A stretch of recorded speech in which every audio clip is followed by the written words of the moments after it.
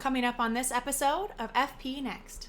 I think as agriculturalists, it's really easy to get flustered because we're so surrounded by all of the information that we're constantly using. And it's easy to just think that everyone thinks that way. When I had the opportunity to start sharing what I was doing, I was looking at it from a new perspective. And when you get the opportunity to tell someone what's actually going on, you have to simplify it. And I think that agriculturalists have a really hard time simplifying it. There's so many different parts of it, and I think part of our passion helps us to not simplify it. Like, it gets in the way of us simplifying it because we're so passionate about all the little bits and pieces, and we put so much of our time and our money and our effort into this.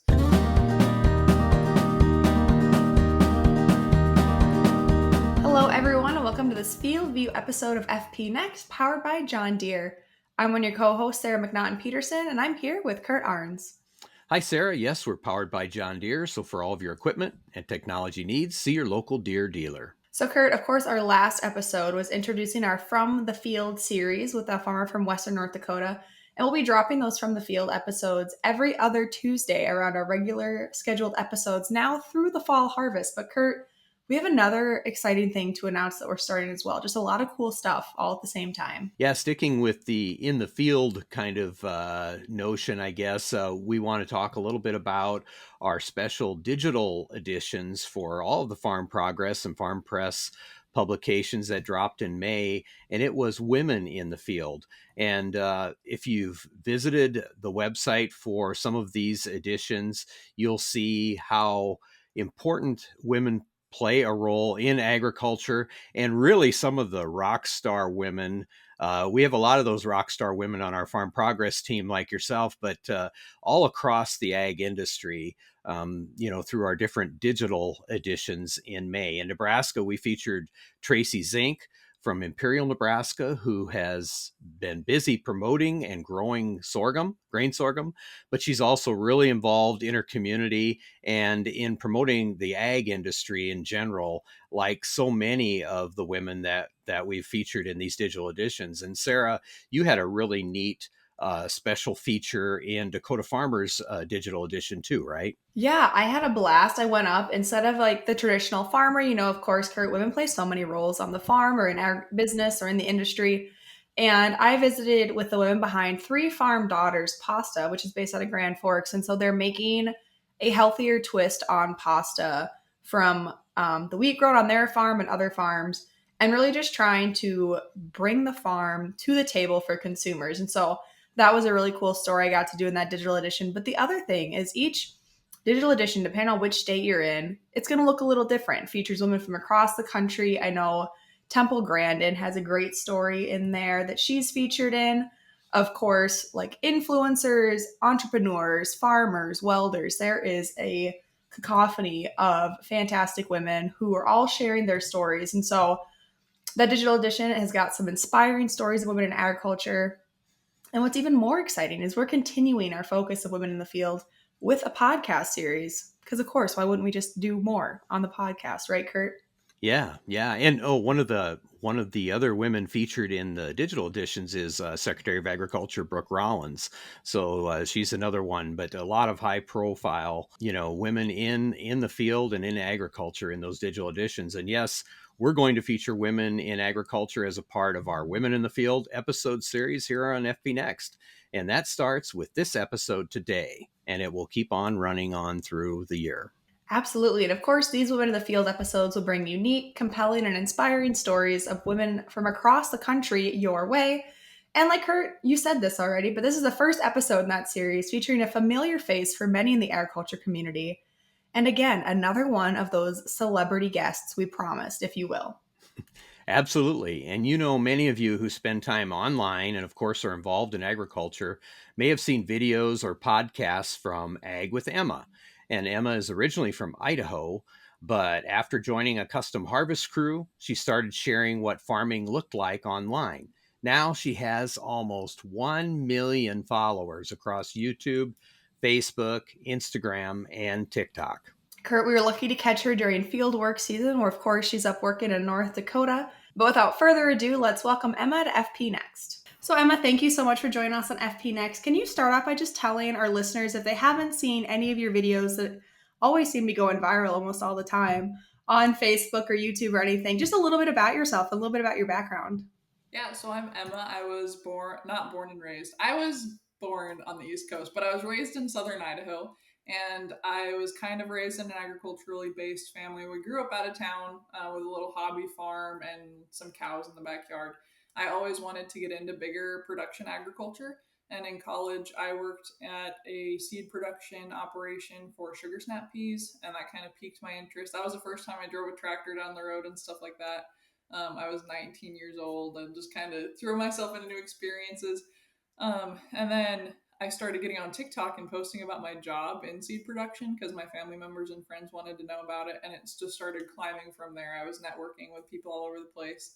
I met a couple people that summer in Nebraska, Iowa kind of deal because my parents moved to Iowa and I was still living in Idaho. So I was road tripping back and forth and I was just stopping at these farms along the interstate, like Quentin Keneally, Kale Carlson were all like, come look at my farm. And I was like, what's a grain bin? So I started making videos about it. And it was really fun. And then just gradually, each one of my platforms started taking off, and I branched out into better opportunities. And I ran across a TikTok video about custom harvest. And I was like, I don't know what custom harvest is. So I messaged the guy that posted that video, and I was like, I'd love to do a podcast with you guys. I used to have a podcast as well. And we had a podcast, and right after the call ended, I asked him what it would take for me to be able to go and harvest. Since I had never driven a tractor, I didn't even really know I'd never been in a combine. I didn't know how this stuff worked. Um, so he's like, well, send us your resume. And then a couple days later, they're like, yep, see you in May. And it was November at this point, and I was like, what? So I went on custom harvest. And then through that, I met the farmer that started working for in Western North Dakota, and I worked for him for the last year and a half. And now I work in Dickinson for an independent crop consultant, and that's been a really fun shift as well. So I still am working kind of with the farmer that I was working for when I came up to North Dakota, but that's how I landed in North Dakota, at like from Southern Idaho and all the other places that I've been. Your videos that you do, I mean, hundreds of thousands of subscribers. It's just crazy. And they're so good. One of my favorites was one that you did kind of a different format where I think it was the end of harvest, I believe, and you just, had like the film of all the trucks and the combines going out of the field. I mean, and that was really cool. But how, you know, your subscribers, are they farm people, or are they people who are really interested in farming, or how would you characterize, your audience? I think it's a pretty good mix of everyone. I have followers from multiple different continents. I have a lot of people that have comments and questions about agriculture, and that is my target audience because I started posting on the internet to share what people might not know. And I talk about this a lot with other content creators and other people within agriculture that it's really important for us to not just preach to the echo chamber all the time. And I've really tried to make that my goal with what I post. So sometimes it might seem like I'm dumbing it down. And sometimes a lot of people get frustrated, like, oh, you shouldn't post that because everyone knows that. I'm like, you never know who your video is going to run across. And the more relatable you make it to like the general public, the easier it's going to be for that content to take off. So that's not always everyone's approach, but I think it's been very helpful for me. And I've got a lot of messages from young adults and stuff like that saying like, oh, you're the reason that I stayed on the farm, or you're the reason I went on custom harvest, or like I saw your videos and was really inspired. And those are always like my end goal. Like I love inspiring people to get into agriculture. Absolutely. I think something too you had said in a past article, you're talking about how you're not just sharing like those little tidbits about agriculture, you're personalizing it about yourself and really sharing your story and diving into your story a little bit. What is the kind of the coolest farm you've been on? I mean, looking through YouTube, you've been on California strawberry farms. I saw you were down in Australia, of course, sunflowers in North Dakota. Like, what's been kind of the coolest crop or the coolest experience you've had with all of your travels? Oh, that's really hard because I'm really partial to North Dakota. I think North Dakota is the coolest place ever, and that's why I stay here. But I think being able to see the strawberry operation in California was really cool, and just seeing how they operated differently, but also similarly to us in Australia, because they have a lot of different rules and regulations down there, and a lot of different trials that they go through as farmers down there. And just being able to see that firsthand was really cool. But it's so similar to the United States, so it was just like it kind of just copy paste, and then I had bigger spiders and bigger snakes, but that was really fun just for the experience, I think. And then just being able to go tour all these farms. Like I went down to Trevor Bale's farm in Arizona and I rode in the hay squeeze with him down the highway, driving backwards and stuff like that. And I just get to have all these crazy experiences that I never would have thought I would have had. But I think North Dakota is definitely my favorite. Just because of like the mass of how much goes on here. There's so much that's all happening all at once, and just the like mass production that's happening and the big equipment. It just, ugh, I love it. There you go, Sarah. There's that shout out for North Dakota all the time, right? So, but it's true, the diversity of crops in North Dakota is really pretty amazing. How do you find the farms to visit? I know like the apple farm, I think was a friend of yours. So, is it just kind of random, or do you have kind of a strategic plan, or how do you find the farms to visit for your videos? It's mostly through random networking. Like when I started going on farm tours, one of my first farm visits was with Quentin Keneally. And that's when he started doing the wakeboarding TikToks in the canal when they got a bunch of rain or something, or they irrigate. I can't remember exactly, but he was kind of blowing up and he showed me around all their antique equipment and he sent me home with sweet corn and then like Kale Carlson's farm, like they just, they're like, hey, come stop at my farm. And I have a lot of messages even still that are like, hey, if you ever want to check out a farm in this state, like you're always welcome. I've always wanted to go to Hawaii. Like I have connections down there. I post on my Instagram story, like if you make your goals known is what I've found out. If you just make it known to people, like it's going to fall into your lap. And I think that's really cool. I know it was I don't remember what year it was. I remember seeing some of your videos, even before I actually knew like, oh, like I know this person from like Twitter, which I think is how I found you originally, Twitter, something like that. But it was talking about sharing a lot of the stats that happen in agriculture. I feel like that was one of your big videos that really just kind of shared what happens to farmers in America and around the country of like what the work is they do. And I think it was like you walking into Walmart or something, like pushing a shopping cart. And I was Yes. like, that was like, I think such a cool message. Cause of course, like our listeners are probably like you're talking about that echo chamber, but videos like that I think are what really, branch out and stretch out to that urban population, those who don't know agriculture. Yeah, so that video actually was months of planning. It's the don't just thank a farmer, pray for a farmer. Because I got kind of tired of like the thank a farmer rhetoric, and I was like, that's not like we do sign up for this. Like, we love our jobs. Yes, saying thank you is always great. Like, gratitude is a great, virtue to have. But at the end of the day, like, we should just be praying for the people that, anybody, but like being able to showcase what we go through was very it was kind of a daunting task, honestly, because I was at the point that I really didn't know a lot about agriculture, but I felt it in my chest. And all of harvest, I was like making this video, and then in September, I finally got it nailed, and I had so many people send in video clips, and it just like helped my appreciation for agriculture deepen so much more too, because I didn't know, how deep some of those trials were, and just like I didn't feel the gravity of it until I put it all together like that, and it was just And maybe that's why so many people, find you so genuine, because a lot of probably your listeners, viewers are learning ag along with you, and you're kind of have that great curiosity, like you had never driven a tractor and all that before, and now you have that experience. But a lot of people are kind of walking the walk with you, which I think is really cool. In talking with farmers as much as you do, what do you find are their big concerns and challenges these days? And I know that you visited with a lot of young farmers, but farmers of all experience levels. What's on their mind? I think it's definitely more of a financial mindset right now. Like just with the markets and everything, everyone is so stressed out about that. There's a lot of guys that have to look at their books and be like, okay, am I selling out or is it going to rain this year? And that is such a heavy thing to feel. And I don't have to feel that, but I watch my friends and like people that I know that farm, like, hey, I'm done after this year. And it's like, oof, like that. You just kind of feel it in your chest. And so I think with like the new like some of the legislation that's come out late recently. Like there's a lot of stuff changing, but it's also been just like highs and lows of extremes lately that it's just throwing everyone through a loop. I think it definitely affects a lot of people mentally. And there's a lot of people that do speak out about that. But it is hard to like deal with what they're dealing with right now.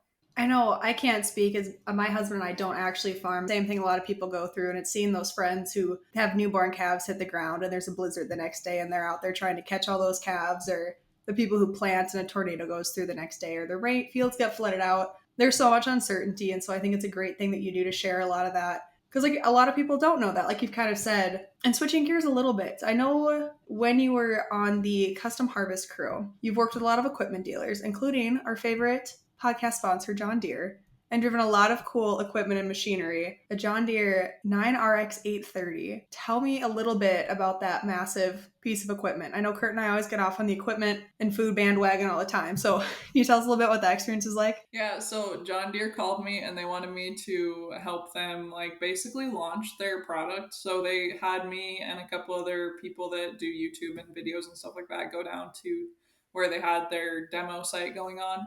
And I never think that I know as much about tractors as I do. Like, I don't give myself credit for knowing about it because there's always someone that knows more than you. So I'm just like, I will always sit here and listen about it. But when I got the chance to go down and make a video about the 830, like it was brand new. Nobody knew about it. I couldn't talk to anybody about it, right? So like I had all this information and I was like, ah.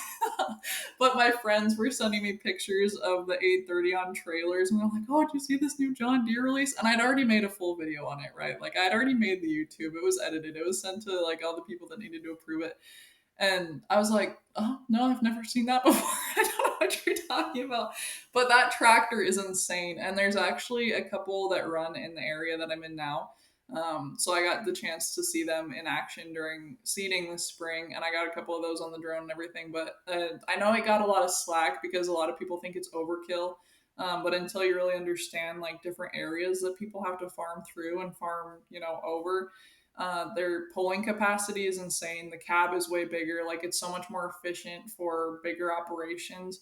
They have like the easy fill fuel system. They have like better weights on there. Like they don't have those suitcase weights anymore. They have the forklift, off and on weights. They have a better hydraulic system set up. And there's just so many improvements that I saw on that tractor after running like the 9RX 620s or something, like 690s maybe. Yeah, the 600s, that I was just blown away and it was really cool. We are so jealous because that had to be a pretty fun and great experience. And then, yeah, then you have to play like you don't know what's going on, behind the scenes, and then everybody finds out that you actually do.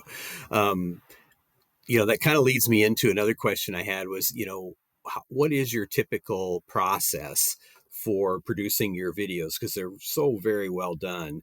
I mean, do you plan them all out? Do you just go out and get what you need, or, kind of what, and I'm sure that's probably changed since you started doing them and to now, you've probably gained some tricks, but I'd just be curious to know a little bit about how you produce those videos because they're just so good. Well, this is top secret FBI information, but I do it all off my cell phone. I'm just kidding, but it's not a secret. I have done it off my phone the whole time. I recently just bought a desktop to start editing on because I didn't want to be on my phone all the time because my biggest downfall is editing on my phone and then I get distracted. I go down 20 different rabbit holes. I get one notification and it's over. So when I'm editing YouTubes, I edit those on CapCut. And when I go out and get videos, I really struggle with long form, but I learned that I just need to start making everything long form. And then I'll actually just shrink the video up to like that TikTok format, the 16 by 9, and use it anyways. So it is really hard sometimes because I work, like I have my social media stuff and then I also have my job that I'm employed by someone else. So it's hard to balance that sometimes because I don't like being inefficient with anyone else's time, but I also work with people that are understanding and they do like seeing me make these videos and educate people like that. So that's part of my biggest piece of success is working with people that also believe in that success and like push me to, they're like, oh, are you going to make a video today? And I'm like, oh yeah, I probably should. Like just today I was driving through the field and we're planting wireworm bait balls. And it's just like a ball of oats and honey and water, and you squish it up and you put it in the ground and you trap wireworms. Um, and one of my friends was like, ew, but also you should explain that because a lot of people don't know about that. And that's how we, gauge for insects and what we need to do to control those. So most of the time when I'm planning a video, it just comes naturally. I don't sit there and I don't have a content calendar. Like if I have to do a partnership or something with somebody, like I have a calendar for that. But otherwise, it's just like off the bat, swing and a miss, kind of deal. But sometimes I'll make like 10 videos in a day, and then sometimes I will make a video for a week. So it's just kind of variable. And I am trying to do better at that because there's a lot of people that have followed me to support that. And they're like, hey, I want to see something new. I want to see something new. So I do need to deliver on that more, but it is very time consuming. I know, Kurt, even I visit with some other farm YouTubers, and it's just so cool because even like on the farms Kurt and I go and visit all the time, is a huge part of our jobs, the main part of our jobs. None of the farms are the same, right? Every operation does things a little bit differently. Like even you mentioned the wireworm traps. I did a story about that, and they did a whole different kind of traps for it to try to track those worms. And so I think that's a really cool aspect. It's just sharing your own unique farm journey, especially with your background in custom harvesting and all the different operations you've been on. And now, good old North Dakota. I love North Dakota too. So I was so happy when you were talking about how much you love North Dakota because you'd have to drag me out of here kicking and screaming if you were trying to Yeah. get me to leave the state for good. But I think it's one of those cool things that they're just offering unique glimpses, and I think you've just got one of those other unique glimpses of just your life in North Dakota and beyond, of course. But another question I had for you is you talked a little bit about TikTok when you were first starting off, and I think that was kind of the slow adoption for even the millennial generation. Kurt, I don't think you have TikTok still. Maybe we can get you to get beyond TikTok when we get down to Husker Harvest Days. But is there a certain platform that you think is like the platform of the future for kind of like those Gen Z, younger millennial farmers coming up? Is it Threads? What do you think?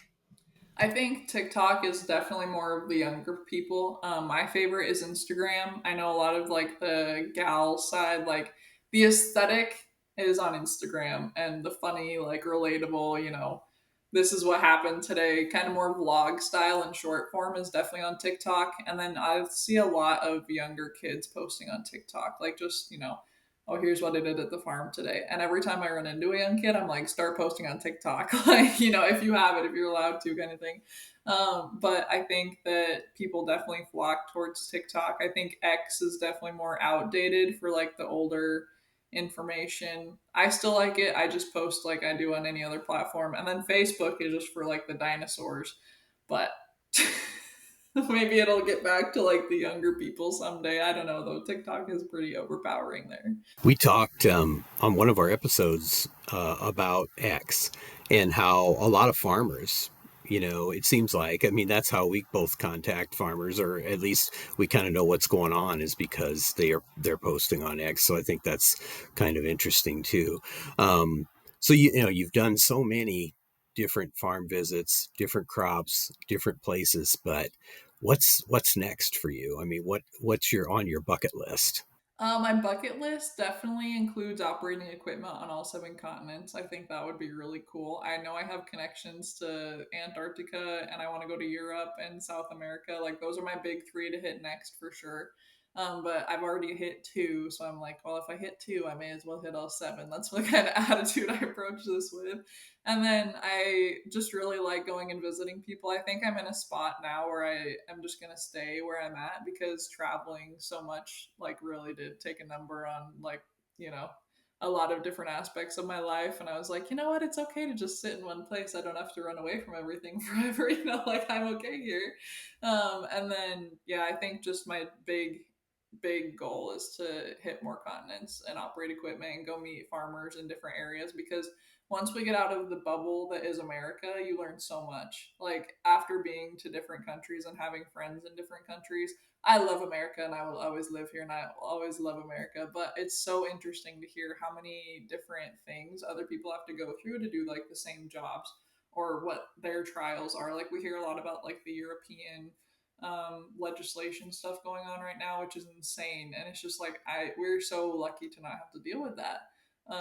Or like farming in South America, like in Brazil, you hear all about if they get flooded out or droughted out, and it's a completely different ball game than up here. So That's definitely on the goal list, and I don't really have any other big, huge goals. If I could go on custom harvest for the rest of my life and have no consequences, I would, but unfortunately I can't, so we'll just stick to the seven continents. Well, you know, Kurt, I think we've talked to a farmer from Brazil, so maybe we can get you a connection to get over and farm some soybeans with Matthew Cruz over in Brazil, which that was such a cool thing. And you kind of hit it right on the head of talking about the big differences. And like once you get out of your own bubble, even if it's, your state bubble, even if you don't have your passport, you don't want to leave America, get out and like see some other operations, read about other operations, always keep learning. I think that is something farmers are really great at. And maybe you can share a little bit about that of just that kind of growth mindset, whether it's adopting new tech or trying new practices or maybe I know we talked to a lot of farmers who are like trying out a new crop on their field, whether it's canola or sunflowers. It's so how do you think the farmers you work with and kind of visit with are like adopting those new kind of techniques and strategies on the farm? Yeah, I love talking with farmers that do adopt the new stuff or try to change how their operation works to be more efficient, and it's really cool to see that implemented because I know it's hard to change. Like if it's not broke, don't fix it kind of mentality, but also like you have to progress with the future. And I think with Kurt bringing up X and like how many farmers are on there, there's so many people that I see posting all the time like, "Hey, I need help with this," or "Hey, how does this work for you guys?" Like there was just a guy that planted sunflowers for the first time, and there was people on Twitter that helped him do that. Like that's the kind of power that agriculture has now because we're not, reading in a newspaper or something or like hearing about it, fourth hand or like it's readily available information at your fingertips to just ask someone who has experience. And I think that really helps other people, especially having a visual, I think helps farmers see like the consequences of actions, good or bad, that they take on their operation. Like there's a lot more awareness for the safety around different farms, and I think that's been huge to implement, like grain bin safety and just not being airheaded around equipment kind of thing because they're seeing what it happens when you don't. So I think that's also positive. But I just awareness, new technology, the amount of podcasts and information that comes out all the time of like different people all over the place because we have the ability to connect like that. So I think it's a really cool time to be in agriculture because we're not at the top yet, but we're getting, we're progressing every day. So going back to your bucket list goal, when you're driving that John Deere tractor on Antarctica, please give Sarah a call so we can get you on the podcast because that would be a fun one, right? I'll send you Yeah, guys a and specialized video. there you go. That would be awesome. And you kind of touched on something special, I think, and what you're doing is creating a community, really, don't you think? I mean, and I think everybody kind of longs for that. And COVID just messed us all up, I think, in a lot of ways with that. But I think, um, you know, being social in the way that you do it, telling Ag's story, really does create a new community around, that content. Am I right about that? Yeah, I completely agree because the more personable you are, the more people can relate and the more they can see themselves like stepping into the same kinds of shoes. And that's always been my goal is to, I have this quote that says be so yourself that everyone else is not afraid to be themselves too.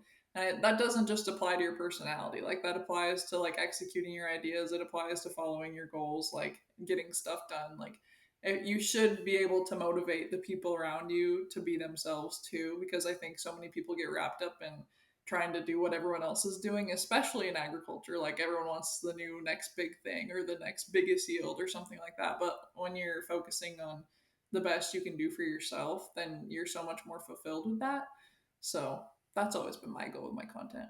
Absolutely. And you kind of mentioned it, you can be like connected in a snap. And I couldn't even imagine how it would be. Kurt probably knows while he was back driving his cabless tractors that are pretty far from those tractors we were talking about.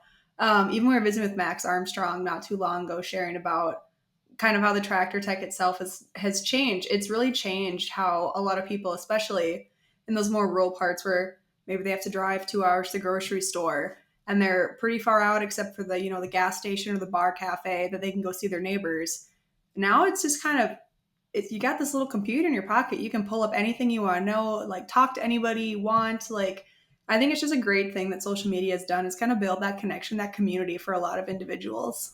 Yeah, it would have been so weird to be alive 50 years ago, and not, you know, and to see the transition of how readily information became available, because that's such an adjustment for brains to handle. It's like, you guys, it went from, you know, having to send letters in the mail to I'm going to text you and receive a text back within like 5 seconds, which is crazy. Yeah, I think the revolution of the internet, because I remember what it was like without it, um, is like almost for farmers going from horses to tractors. You know, it's almost that much of a difference. GPS is the other thing to me that revolutionized agriculture, especially on the precision side. But, you know, living in a time when we didn't have all of that, and then now it's just incredible. I've got a neighbor, and I tell Sarah this all the time, who's 95, farmed with horses, and now he can call up a pivot on his phone and turn it on. You talk about a change of life, you know, that's pretty incredible. And so, you know, it makes you wonder what's next, you know, for agriculture. But I think with your travels and with all the connections you have, I mean, you really are on the pulse of a lot of the new stuff. I mean, you get to drive the coolest, newest, you know, some of the newest machinery on the planet. And so that's like a really great opportunity and a privilege, I would think. Is, I mean, sure, that's how you feel about it, right? Yeah, I think it is really cool to be able to, you know, see firsthand this new stuff that's coming out. Like, I was able to drive the Nexat when it was in South Dakota, and that was something that I'd only seen a YouTube video on once. And then they were calling me and asking me to do a YouTube video on it, and I was like, no way. Like, this can't be happening right now. And then they actually, based on my video that I made of that piece of equipment, they upgraded the next generation of that equipment, and they put cup holders in the cab of the Nexat because I talked about it in my YouTube video. So it's just crazy, like the amount of influence that you have because you start sharing your story. And this can happen to anybody, like it's not just happened to me, but you start sharing your story and then all these doors open up, and then you have power to influence the industry. Like anyone has power to influence the industry that they're in, but it's just crazy to like hear that and see it. The other thing I was going to ask you a little bit about, another partnership that you did, is of course with FFA. And Kurt and I have a big passion for 4-H and FFA, both working in extension and working. Kurt's had all of his kids, I'm sure, in 4-H and FFA, so he's got a whole different experience than I had. But talk a little bit about your time in FFA, and then kind of going on to like be able to go to national convention. I know, where did you, because you did partner with them, right, on a couple of things. I know I saw some videos of you at national convention not too long ago. So Yeah, so I was actually at National FFA with Ag Gear, who I'm partnered with, and then I did talk with FFA. So if anyone at National FFA social media is listening to this, I'd love to partner with you for National FFA convention. But I was able to speak with a lot of different kids, and it was kind of cool because I never got to go to national convention in high school. I didn't get my American degree because I wasn't in FFA in my senior year. My parents moved, and it didn't fit with my schedule. So that kind of like broke my little FFA kid heart because I was like a chapter officer for all 3 years that I was in it. In the first high school that I went to, I was in food science. Like it genuinely taught me so much about not just agriculture but leadership as well, and just how to relate to people and work on a team and figure problems out. And it really, like, that's also where I learned how many square feet are in an acre, because that my teacher drilled it in my head, and now I get to drill it into everyone else's heads. And I just think the ripple effect is crazy with that, and it's been something that I've always been proud of, and I always am willing to go speak with FFA kids. I was recently able to go speak to an FFA banquet, and it was just kind of a full circle moment. And I was like, oh my gosh, like I used to be sitting there. I used to think it was so cool. And now I'm like sitting here telling them like to go do their own thing and be their own people. And it was just like I was kind of having a little deja vu. I don't know, not an existential crisis, but just like a very humbling experience to be able to go full circle and sit back in those seats. Yeah, I have told my kids who are not necessarily going into agriculture, but FFA, you know, prepares them for life. I mean, not just, you know, being a leader, but also for life in general. And who knew it was preparing you for what you're doing now, you know, and you probably didn't know it at the time, but it's, you know, that's still pretty cool. I had one more question for you, and I was wondering, you know, what do you think considering, the followers that you have and the interactions that you have with your subscribers, where do you think the information gap is with consumers, between farmers and consumers? I mean, there's a lot of, misinformation obviously out there about farms, but do you see there a gap where maybe ag isn't telling enough of our story, or maybe not telling it in the right way? I think as agriculturalists, it's really easy to get flustered because we're so surrounded by all of the information that we're constantly using. And it's easy to just think that everyone thinks that way. I recently had my friend, she's from Washington, so my apple farmer friend, she came out to North Dakota and I took her out crop scouting. And we were in a cornfield looking for weeds and for the wheat that was emerging. And she was like, well, what kind of corn was this? And I was like, oh, it was grain corn. Like, and she's like, no, you can't talk to me like that because I don't know what's going on. Like talk to me like I'm stupid because I am here. Like if you take me out of my element, I don't know what's going on in this element. And that was just kind of a good reminder because that's how, when I had the opportunity to start sharing what I was doing, I was looking at it from a new perspective. And now that I've been so involved in so many different operations, it feels like just, oh, it's all right here. Everyone should know this. And when you get the opportunity to tell someone what's actually going on, you have to simplify it. And I think that agriculturalists have a really hard time simplifying it because at the end of the day, it's just plants grow, plants die. We put it in a bin. It goes, it makes your food. But there's so many different parts of it. And I think part of our passion helps us to not simplify it. Like it gets in the way of us simplifying it because we're so passionate about all the little bits and pieces and we put so much of our time and our money and our effort into this. And it's hard to just be like, oh, yep, the plant grows. This is how it grows. And sometimes that's all people want to know. And I think when we get too lengthy in our explanations, that's when we start losing people. It's just like sitting in a like college level class. It's like a 400 when you're meant to be in a 100. The professor starts yapping, you're like, out to lunch, and just nothing makes sense. So whenever I try to share information with people that don't know anything about agriculture, I just made a video the other day about how an air seeder works. I haven't posted it yet, but when I was making the video, I'm like, how can I put this into terms that a normal person that has no idea what a tractor is going to understand? And I always have to think about that. So I was like, okay, if you have a vehicle and a trailer, that's what a tractor and an air seeder is. Like they hook up just like a trailer would to a pickup. Like that's how I had to say it. And then I just, it's kind of, like I said, a wake up call because I've been so used to just preaching to agriculture lately because I get so busy. And I think just slowing down and being able to take the time to explain it and not to treat people like they're dumb, but to simplify it so that they can learn more is important. I know it's a great point because I didn't come from a farm family, but I got my little foot in the door with all these chickens, pigs, and horses when I was in 4-H. So bless my parents for letting me turn their backyard into a little farmstead. And it's one of those things if you're just always learning, whether you're in agriculture about anything, kind of like that growth mindset. And also, I keep seeing that the human attention span keeps shrinking, myself included, because I feel myself, if I'm not interested in a TikTok video, like immediately, like I'm swiping, like I'm finding the next one. And so it says it's like 8 seconds is the average attention span. And so when you're talking about you don't like doing those long form videos, it might be a good thing. But I do know Kurt and I's boss's husband, who we've had on the podcast, loves pharma YouTube and just loves to sit and see what everybody's doing around the country. And so it's kind of a little bit of like different strokes for different folks, decide different things here and there. Your insight on, what the consumer information gap is, I think is interesting too. So, well, Kurt, I think that about wraps it up for this field view episode of FP Next powered by John Deere. Thank you again to Emma for coming and joining us on FP Next and sharing her story with us and our listeners. And as always, those links we talked about today will be in the episode description, including the Women in the Field digital editions, the rest of the Women in the Field stories from Farm Progress, and where you can find Ag with Emma on socials. And now to our listeners, we want to thank you for tuning in to this episode of FP Next, allowing us into your tractor cab, your truck, on your farm, in your shop, and in your fields. A special thank you, as always, goes out to our sales, digital, production, and marketing team members who put in a lot of work with us.